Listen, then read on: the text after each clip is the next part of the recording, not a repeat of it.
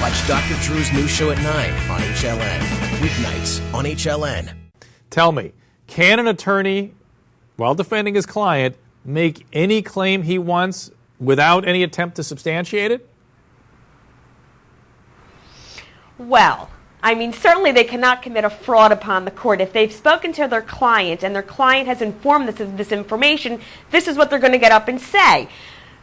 Do they have to substantiate it? They don't have to do anything, like I said in the beginning. But the bottom line is, if they want to try to get their client off of the charges, they better be able to back it up somehow. Because like I said earlier, the judge reads an instruction and the judge says, what the lawyers say is not evidence. The only evidence you're allowed to deliberate upon is what comes from that stand through testimony and through other evidence.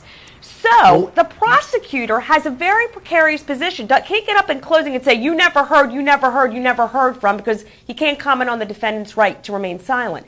But certainly there is a way for a prosecutor to convey to the jury that whatever the lawyer, the only evidence you heard about this is from the lawyer's mouth, and that's the way to really get around it. Let's say they do get Stacey up on the stand. Stacey, is there any way to rehabilitate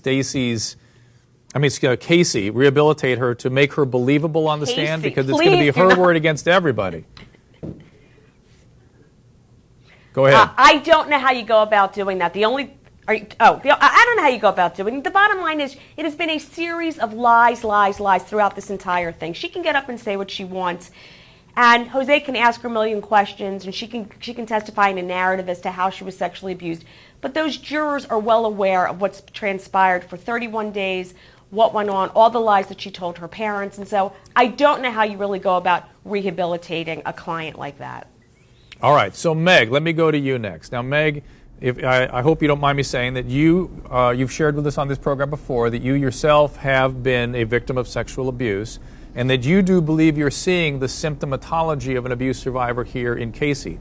What strategy might you use to bring that to the jurors' attention? Well, to answer what Stacey had said, when I have a case like this, I have a theme of the case from the get-go, and that's what Jose Baez has tried to do from the get-go in his opening statement. Now, generally, one brings that back in after every single witness tries to censure some aspect of my theme in every single witness. I haven't really seen that here, but I'm still hoping that in the defense part of the case, we'll get to hear from opposing experts with respect to the scientific evidence, which isn't very much, thank you, but also hopefully about her mind and what's behind it. And I do think, as I've already said before, that she does absolutely show signs of abuse. How could she not? Look at her. She shows no emotion at all. Well, help people understand what the implications that is. Because I tell you what, one of the things about some people have been severely victimized is that they bring on further victimization. And so is she bringing that upon herself from all of us?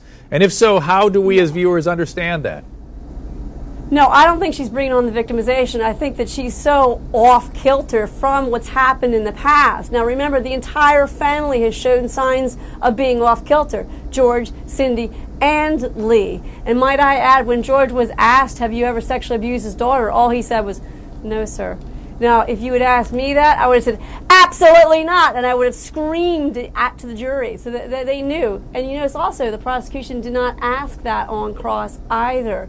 So understand, Casey is a mess from a long time ago, and I'm hoping that Jose Baez brings that out as part of what the defense's case is going to be. And that is what one does when they do an opening statement. He does that. He says, you are going to hear. The evidence will show, when you hear my case, this is what transpired, and this is what's going to happen, and this was an accident, and I really fundamentally do not think she's going to be convicted of first-degree murder. No way.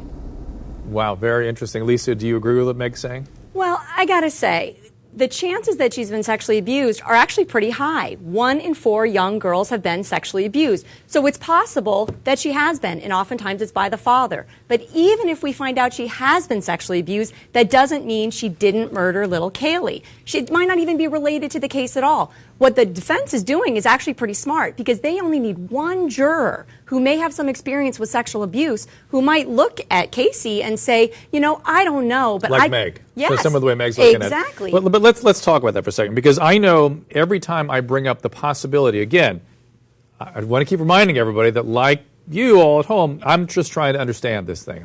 I'm disgusted. I'm angry. I have all the same feelings that you have, but I can be wrong. And I'm, if I'm wrong, I learn something. So let's keep an open mind periodically, even within our outrage and disgust. We have occasionally go, I wonder if it's possible. But think about what the defense is trying to do. Not only is George a molester, not only did he molest her, which may or may not be true, but they're also saying that he is basically throwing his daughter under the bus, letting her go on trial towards the death penalty, and he's just sitting back, letting that happen. That when he, and participated in hiding something in outrageous ways that a police officer. He was the one who said, I smell a decomposing body. If he was trying to cover it up, he probably shouldn't be making statements like that.